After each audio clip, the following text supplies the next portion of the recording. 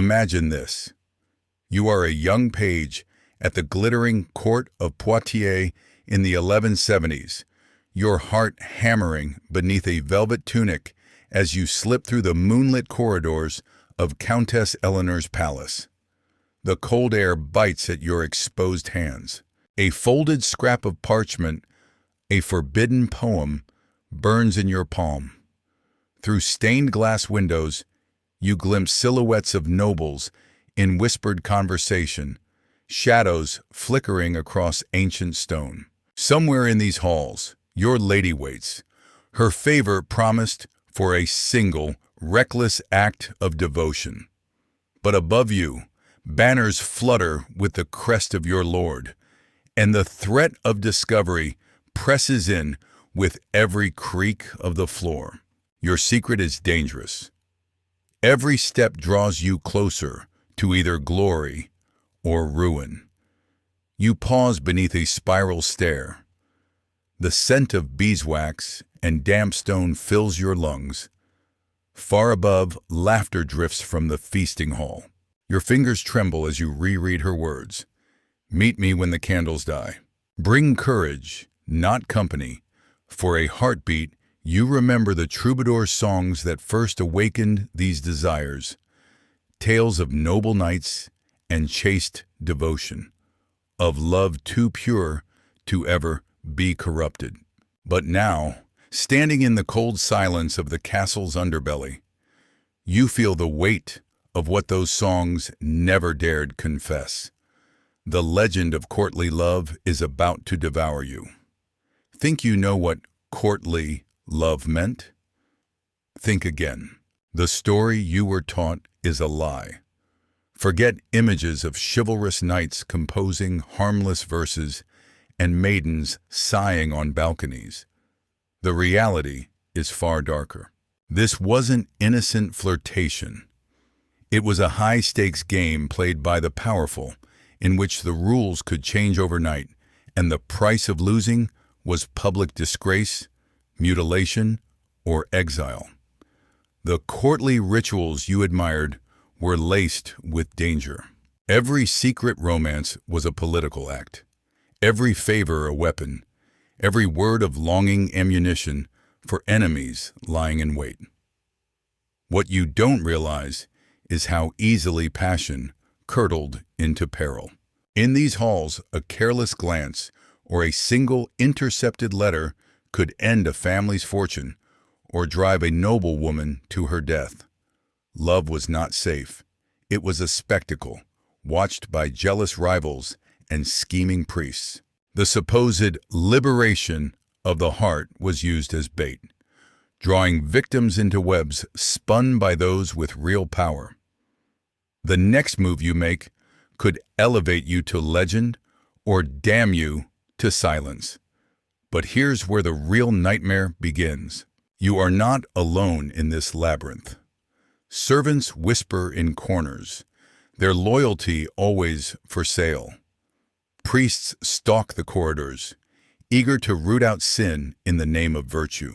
Your every action, every brush of a sleeve, every anxious glance can be twisted, used as evidence against you in the ever-watchful eyes of the court. Beneath the glittering surface of noble gatherings, a culture of surveillance grows. There are no true confidants, only temporary allies. Outside the walls, peasants tell tales of romance and longing, imagining that the highborn are free to choose their destinies. But inside, you see the truth. Every affection is calculated. Marriage is currency. Desire is treason. And the heart is a liability. Even a smile must be measured against the risk of exposure. The church's shadow creeps through every chamber, ready to pronounce damnation on those who cross boundaries it alone defines. You learn the rules young. Keep your feelings hidden, your motives inscrutable, your passions masked behind ritual. Yet you also know that playing by the rules is no guarantee of safety. The most careful lovers still fall. The annals of this court overflow with stories of those who reached too high, who confuse the performance of love with the reality of power. They are not remembered as romantic heroes, but as warnings, names scratched from family trees, faces blurred in illuminated manuscripts, lessons for those who would dare to follow. But tonight, all of this means nothing as you reach the door to her chamber. Your breath clouds in the candlelight. You are certain that this is love, that something pure and rare might bloom in the shadows.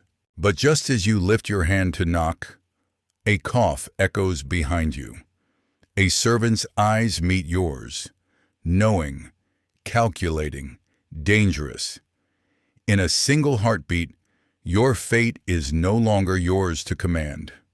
This is the true beginning of your story. The myth of courtly love is not a tale of gentle longing. It is a ritual of exposure, manipulation, and survival. And now, with a single misstep, you are about to discover what happens when fantasy meets the machinery of power. The next chapter is already being written in ink, in rumor, in blood. But here's where it gets worse. Every secret in these halls comes at a price, and yours has just been sold. You freeze as the servant's footsteps recede, the echo swallowed by layers of ancient stone. In your hand, the crumpled letter grows heavier, its verses once a promise, now a threat. One slip, and you are not a lover, but an accused. Your mind races through every careless detail.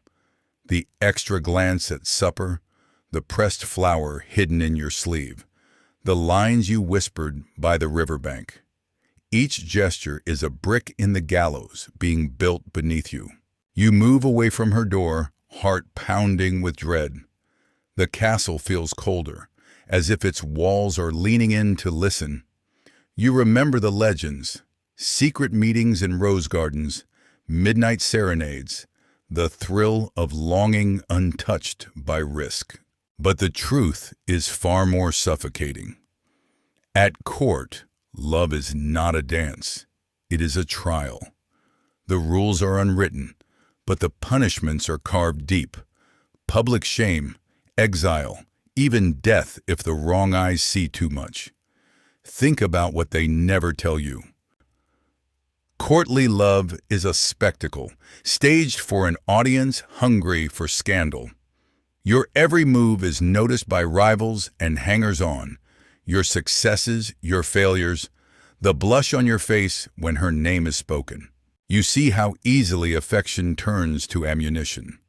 One rumor, one misplaced rumor, and suddenly you are summoned, not to a lover's embrace, but to a council of elders, a jury of those who have played the game longer, sharper, crueler than you. The next morning brings dread made flesh. You are called to the Hall of Judgments, a vaulted chamber thick with the scent of incense and old secrets. The Countess herself presides, her eyes unreadable. The Court of Love, they call it. Its purpose, supposedly, is to arbitrate the rules of desire, to celebrate wit and devotion. In reality, it is a stage where alliances are forged and enemies unmasked. Here, innocent games become trials with real stakes. The lords and ladies gather not for your defense, but for the thrill of the spectacle. You stand before them, accused by implication alone. Did you send the poem? Did you steal a glance? Did you favor the wrong lady at the last dance? The rules shift like sand. Andreas Capellanus, author of The Art of Courtly Love, the very manual you study to learn the game, warned that real love cannot exist between husband and wife. Desire, according to the rules, must be impossible to fulfill, forever chaste, never caught. But this is not a rule to protect you. It is a snare. Your defense means nothing. The whispers are louder than your words. In this room, every gesture is twisted. The Countess questions you, her voice silk and steel. What is the penalty for a love declared too boldly? For a glance too long? The assembled nobles lean forward, savoring the theater. Their faces flicker between amusement and malice. You realize that your humiliation is the true entertainment. The outcome is decided long before you speak. Marie de Champagne, famed for presiding over these courts, once declared, "Love can have no place in marriage. It must exist in secret or not at all." But secrecy is poison. The more you hide, the more they hunt. Your name is now a story, told and retold with each passing hour. You hear the verdict, your honor is questioned, your loyalty is suspect. The lady's reputation hangs by a thread. But here's where it gets worse. Your rivals do not stop with words. The church's men are always watching from the shadows. What began as private longing is now fodder for priests eager to root out sin. They mutter of adulterous intent, of souls endangered, of the wrath that falls on those who love beyond the law. Your secret, once a thrill, now marks you for surveillance, confession, perhaps even excommunication. You have become a lesson, a warning to others who would dare to desire. You escape the hall, but the walls close tighter. Rumors breed in the cracks. The castle is alive with watchers, maids, squires, confessors, each eager to trade your secrets for favor. The game of love is revealed for what it is, a system maintained by spies and informers, designed to keep power in the hands of the few and longing as a lever to control the rest. You find yourself looking over your shoulder, doubting every friend, questioning every kindness. You see how the machinery works. A nobleman, ruined by one intercepted letter, stripped of his lands and sent into exile. A lady, found guilty of a single touch, her hair shorn, marched through the market to the jeers of the crowd. The consequences reach beyond shame. They destroy families, shatter alliances, turn children into outcasts. This is not the age of romance. It is the age of weaponized desire. Now you are beginning to understand what's truly at stake. The stakes are not just love or pride or pleasure. They are survival itself.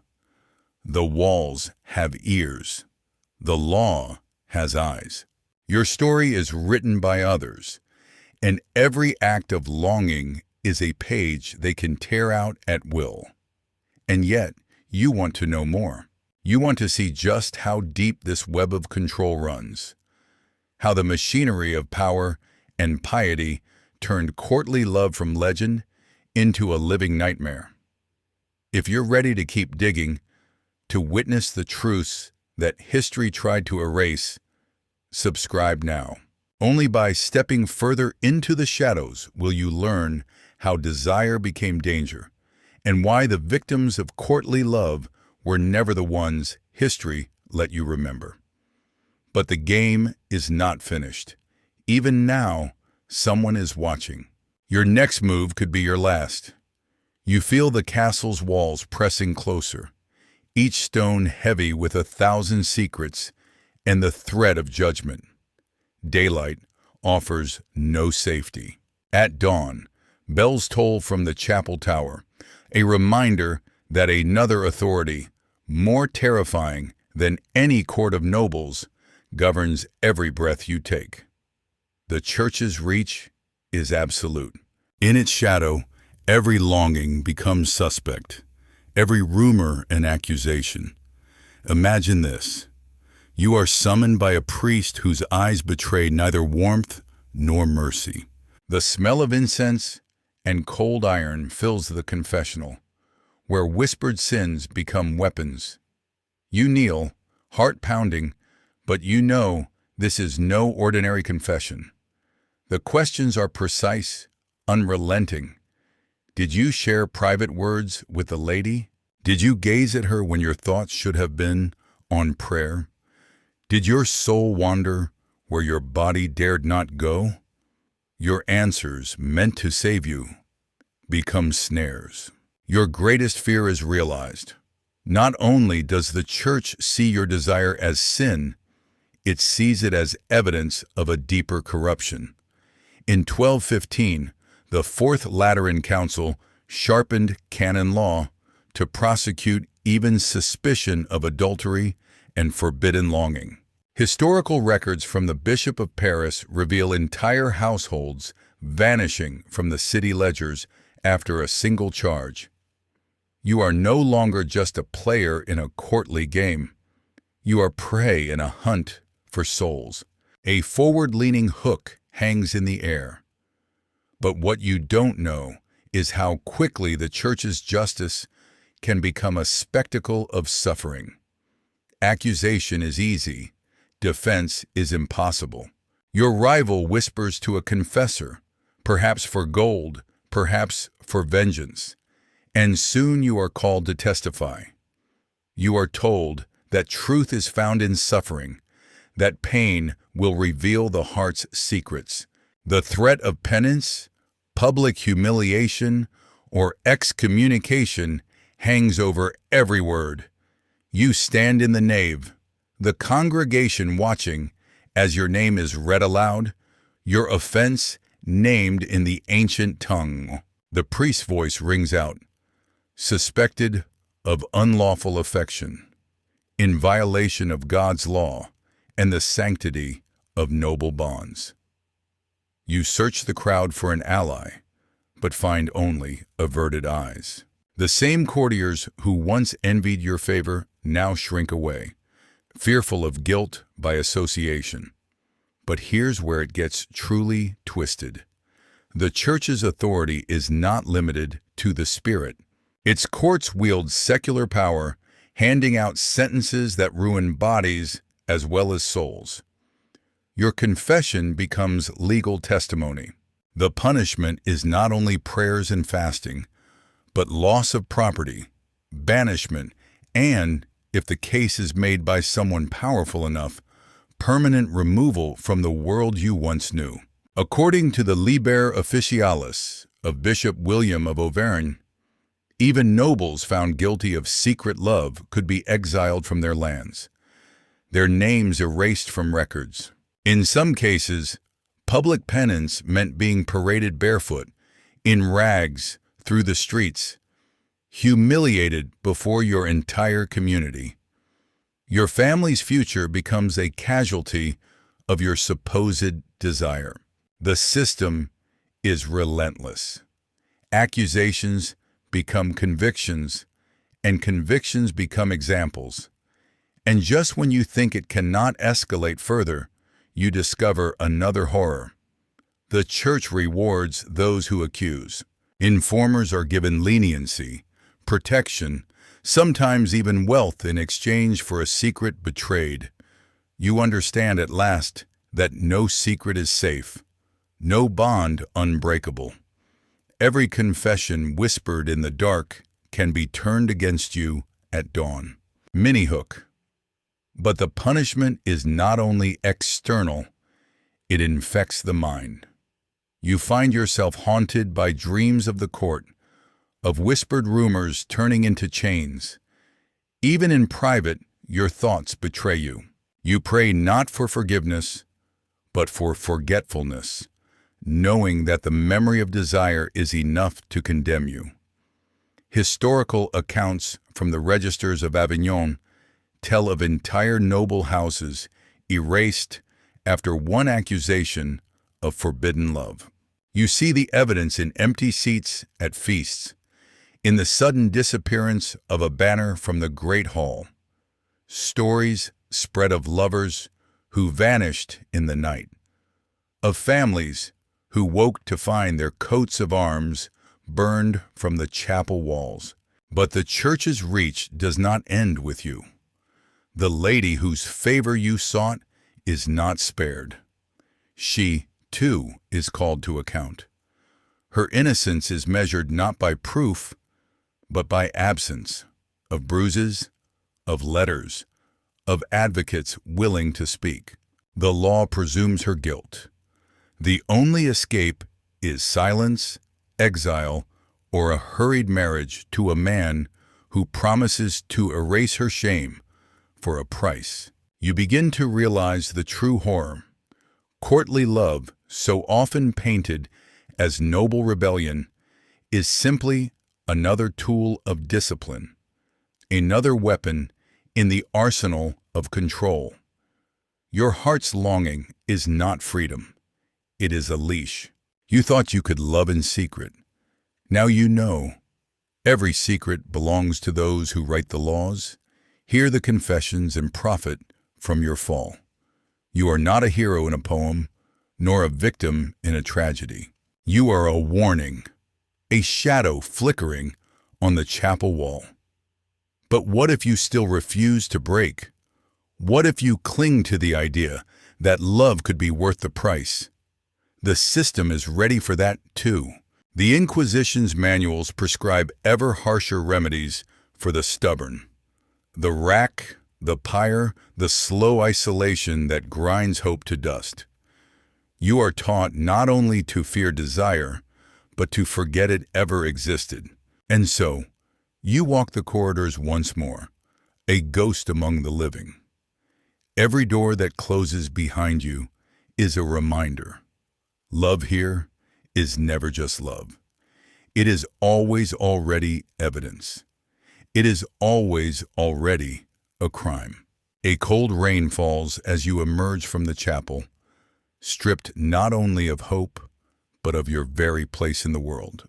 The eyes of the village are on you now, watching from behind shutters, from beneath the hoods of cloaks, from the cover of silence that follows all public disgrace. You cling to the memory of stolen glances and whispered verses, but the world has already decided your guilt.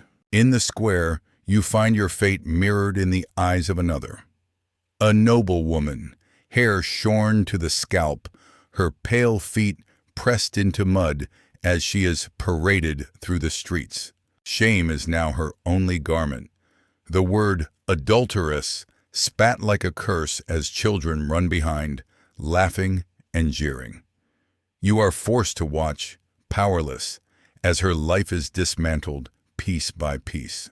The ritual is exacting, her dowry returned in disgrace, her family's alliances shattered in a single morning. No one dares speak in her defense. You feel the chill of the crowd's complicity. Their excitement is palpable, a ritual cleansing of their own anxieties and repressed longing. Her punishment is not just for desire, but for challenging the architecture of order. The message is clear: transgress, and you will be made a lesson. The spectacle continues. Later, a knight, once admired for his skill and charm, stands before the church door, stripped to the waist, his flesh bared for the lash. He was caught with a poem, nothing more, but the punishment is physical. Each stroke is a public sentence, a reminder that love's wounds are not only metaphorical. When it is over, he is sent into exile. The crowd murmurs that he was a fool, that he should have known better, but their faces betray something closer to fear than satisfaction. But here's where it gets worse. The consequences do not end at humiliation. They extend to every corner of the victim's existence. Her children are marked, whispered about as tainted. Her relatives find themselves shunned at market, called traitors to blood and faith. The knight's name vanishes from lists of squires and heirs. The machinery of the court and church turns reputation into weapon. And once it has destroyed a single life, it keeps grinding, crushing the future as well as the past. Historical records from the court of Aragon in 1287 reveal penalties that go beyond the imagination. Branding, disfigurement, forced pilgrimages to distant shrines as a living symbol of disgrace. In the Chronicles of Gascony, a single illicit kiss led to the hanging of a young squire and the sale of his family's lands.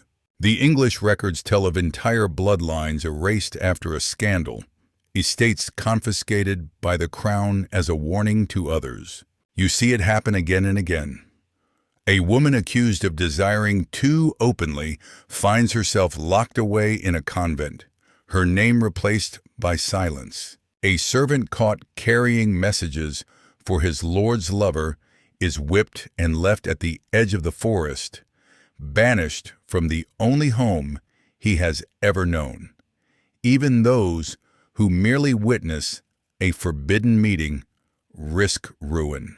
The circle of suspicion never contracts, only widens. But perhaps most cruel is the way the community participates, not with violence alone, but with ritualized rejection. You notice the turning of heads at feasts, the quiet removal of names from guest lists, the sudden coldness at church. Shame is not a wound that heals. It is a stain that spreads. Children learn to mock what they do not understand. Old friends become informers, eager to trade your secrets for their own survival. Yet, for all the spectacle, you realize the true cost is private, invisible. The victims live on as reminders. Women who walk with downcast eyes, men who speak softly and avoid the gaze of their former equals. They exist in the cracks of society, between memory and oblivion, their stories retold only as warnings. In rare moments, you catch a glimpse of rebellion, a half-smile, a glance exchanged between outcasts, but it fades before it can ignite. The horror is not only in the public punishments or the destruction of families. It is in the normalization of cruelty. The system has taught the world to see suffering as necessary, even righteous. And the next time the mob gathers in the square, you understand. It is not the spectacle of pain they crave, but the comfort of knowing they are not tonight's victims. But here's the darkest truth. Love was never the target. The real crime was failing to obey. The machinery of power and piety, built to protect its own interests, chose desire as the pretext, then sharpened it into a blade. You finally see that courtly love was never about romance, never about poetry, never about the triumph of longing over duty. It was a trap, designed to lure the hopeful, the passionate, the reckless, then crush them for the entertainment and reassurance of all who remained. And even now, as the last echoes of laughter fade, you know another accusation is being prepared. The circle will begin again. The victims will change, but the ritual endures. In this world, suffering is never wasted. It is always repurposed for control. You begin to understand that survival is not a matter of innocence, but of vigilance. Every gesture, every silence, every smile must be measured. The eyes of the castle are not just those of the lords and priests, but of everyone who stands to profit from your downfall. The very air you breathe is thick with suspicion. The system has grown beyond simple justice or punishment. It has become a culture, one that thrives on betrayal.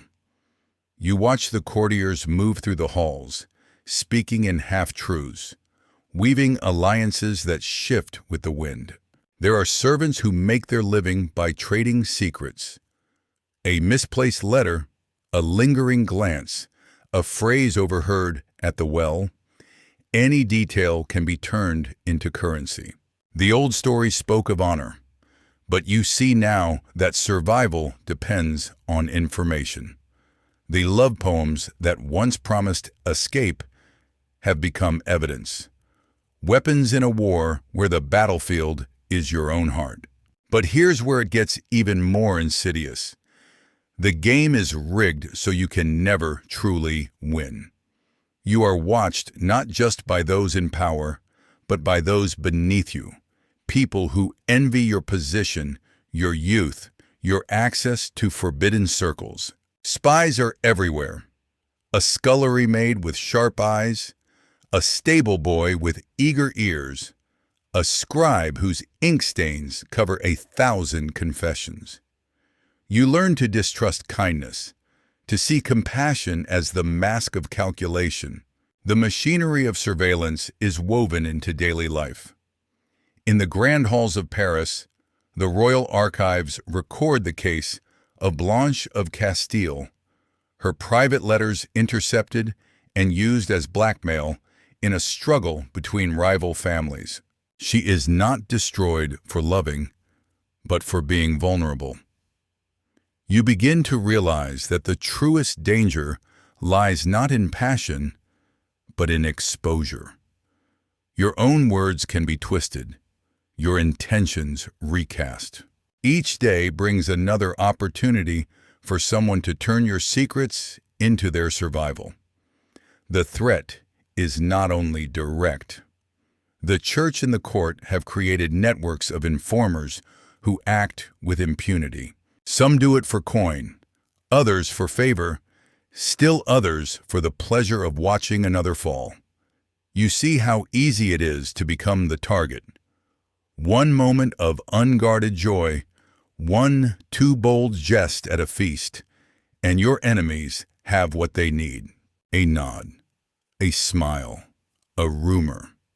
It is enough to set the wheels of destruction in motion. But the worst is how quickly the unnatural becomes normal. You watch as children learn to hold their tongues, as friends become rivals, as lovers forget how to trust. No one speaks of longing without first checking the shadows. You sense the fear in every gesture. Even those who have never played the game must act as if they have, if only to prove they are above suspicion. The castle itself seems to breathe with secrets. In the kitchens, laughter turns to silence when you enter. On the battlements, the guards' casual chatter hides sharp questions. At Mass, even prayer feels like a performance, offered not to God, but to the ever-watchful eyes of the community. The web of surveillance grows tighter, more intricate, until you begin to wonder if it is possible to truly love at all. But here's the deeper horror. The next generation is being taught not to rebel, but to conform. Boys are warned to curb their affections, to hide their desires, to treat every kindness as a liability. Girls are trained to watch themselves and others, to police not only their actions, but their hearts. The system perpetuates itself through shame and silence. Each child becomes both prisoner and warden, learning to fear what might happen should they ever let their guard down. You see it in the faces of those who have survived. Their eyes are wary, their voices measured. They trust nothing, least of all themselves. Love has become not a source of comfort, but a risk to be weighed and avoided. In rare moments, you catch a flicker of something real.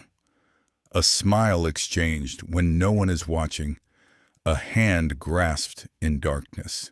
But these are exceptions, not rules. The price of openness is too high. Historical records show the machinery at work in every noble house, every town, every village. The archives of the French crown list dozens of cases like Blanche of Castile, men and women ruined by intercepted letters, bribed servants, vengeful rivals. The law is clear. Evidence is anything that can be twisted to fit the accusation. The truth is irrelevant. Only the narrative matters, and those with the power to shape it hold everyone else in their grip. The final lesson comes quietly, almost as an afterthought. The legacy of courtly love is not romance, but obedience. The machinery that once targeted longing for control now shapes every thought and gesture, generation after generation. What began as a game has hardened into a system, as relentless as winter and as invisible as the air. And you, caught in this web, are left to wonder if there was ever such a thing as love at all, or only the longing for it, carefully contained and never spoken aloud. The silence endures. The watchers never sleep. And tomorrow, someone else will be tested, while you, wary and silent, continue to play your part in a system that punishes those who ever dared to dream. You stand at the heart of the Great Hall, surrounded by the echo of whispers and the weight of eyes, every secret you ever tried to keep now exposed. The air is thick with the scent of burning tallow and cold fear. Your name, once spoken with admiration, is now a weapon. The lords and ladies who applauded your wit and envied your favor have gathered to watch you fall. You search their faces for pity and find only calculation. The ritual is almost complete. A scribe reads the charges: unlawful affection, secret correspondence, disruption of noble order. The words are knives. Your supposed crimes are repeated until they become truth. There is no trial, only performance. The court's judgment is swift and cold: exile, forfeiture, erasure. Your heraldic crest will be scraped from the castle walls. Your family will be forbidden to speak your name. The punishment is not meant to fit the act. It is meant to erase you entirely. But here's where the horror peaks. You realize that every choice you made, every letter written, every stolen look, every risk for love has been transformed into evidence, not just against you, but against everyone who dared to care. Those you loved are summoned in turn. The lady whose favor you won is shamed and married off to a distant cousin. The servant who passed your message is stripped and whipped in front of the assembled court. Your loss becomes a lesson, your story a warning. There is nothing left but the memory of what you tried to protect. Historical records from Avignon in 1326 detail mass trials of courtiers accused of romantic conspiracies.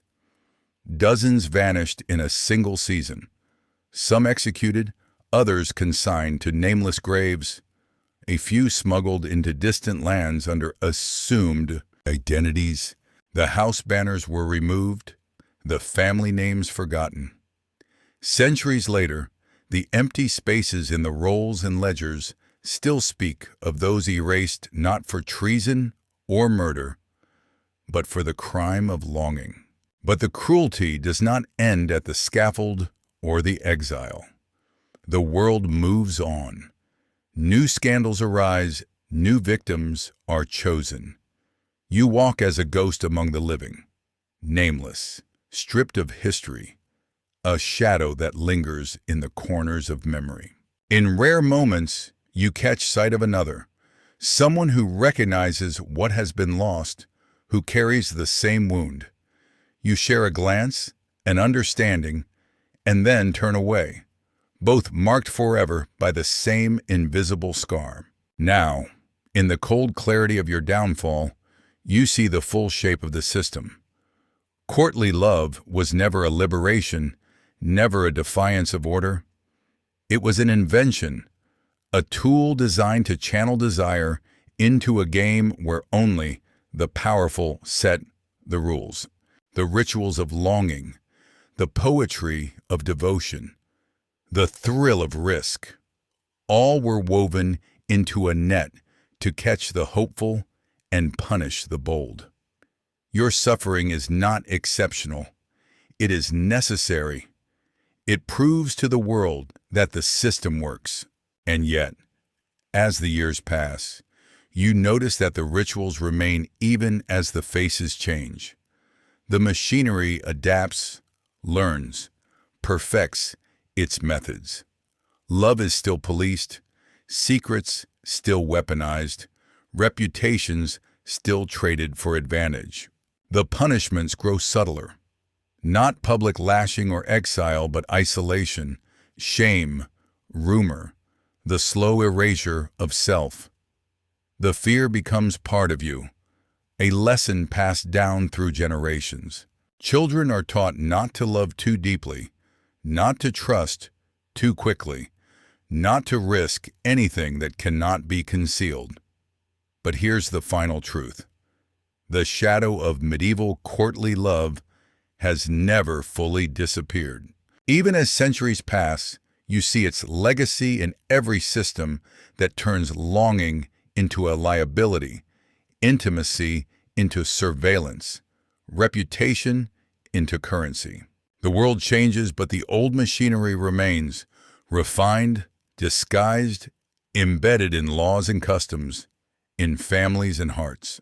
Today, as you walk through your own life, you recognize the signs, the hesitation before a confession, the fear of exposure, the calculation in every romance. You understand, at last, that the real power of courtly love was not in its passion, but in its control. You came into this story believing in the myth, the poems, the chivalry, the secret meetings in moonlit gardens. Now you see the cost. The broken lives, the families erased, the generations taught to fear the very thing that should have set them free. If this journey has awakened your hunger for the truths that history tried to bury, subscribe now. Join those who refuse to look away, who demand to know not only what was lost, but what remains, still hidden in the shadows of the past. You have witnessed what few dare to name, a world where love itself is dangerous, where the heart's desire is the first link in a chain. Yet, in seeing clearly, you reclaim your agency, not as a victim, but as one who understands. And that, in the end, is the knowledge that outlasts any system of control. The story does not end here. Every time someone questions, remembers, or loves in spite of the risk, the machinery falters. If only for a moment. The rest is up to you.